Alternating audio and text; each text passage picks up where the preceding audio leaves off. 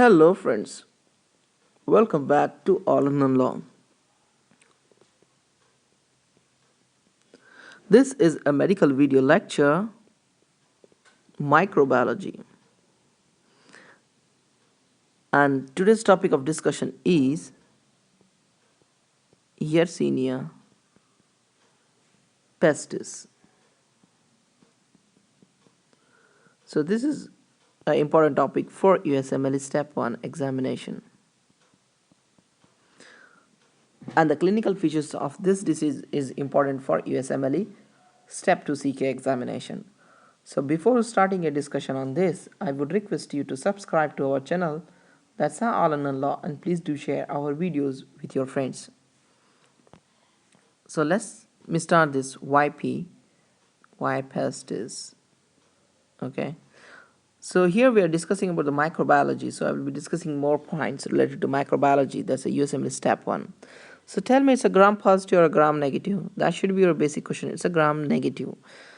Okay, it's a rod or bacilli. It's a rod. Okay, and it belongs to a family known as Enterobacteriaceae. Okay, so these are the important features, and remember the other features of this is they are facultative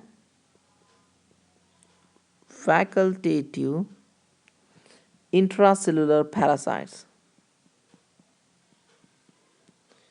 Intracellular parasites.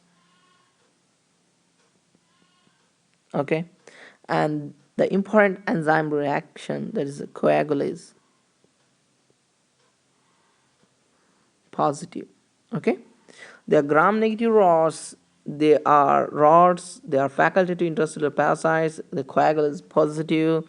Okay, and they the other point you can remember about Yersinia pestis is they are very small, okay, rods with bipolar staining. You can remember bipolar staining is also really very important. Okay, bipolar staining. Okay, guys. So let's start a discussion on this. Tell me the reservoir of this. The reservoir of this is nothing but it's a zoonotic. That's a zoonosis. Okay. Okay, and really very important in US desert southwest rodents. Okay.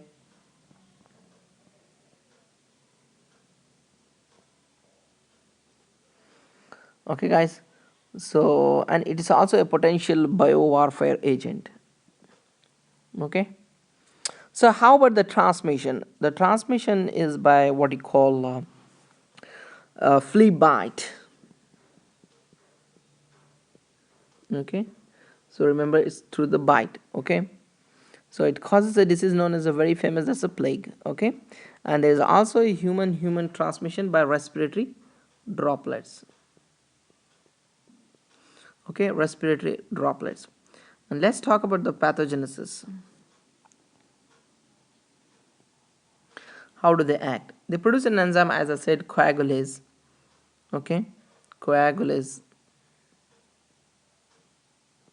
Okay, and the second they produce an what you call antigen, that is F1. Okay, and F1, there is an envelope antigen inhibits, this inhibits the phagocytosis, which is the defense mechanism of our body, right? So it inhibits this phagocytosis, and it also secretes toxins, there is endo and exotoxins. Okay,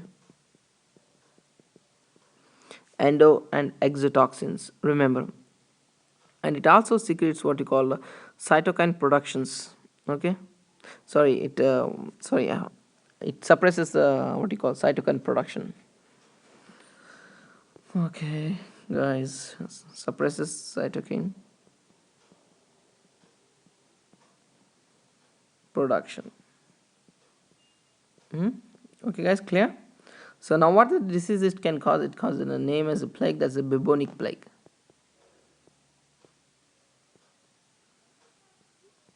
Bubonic plague.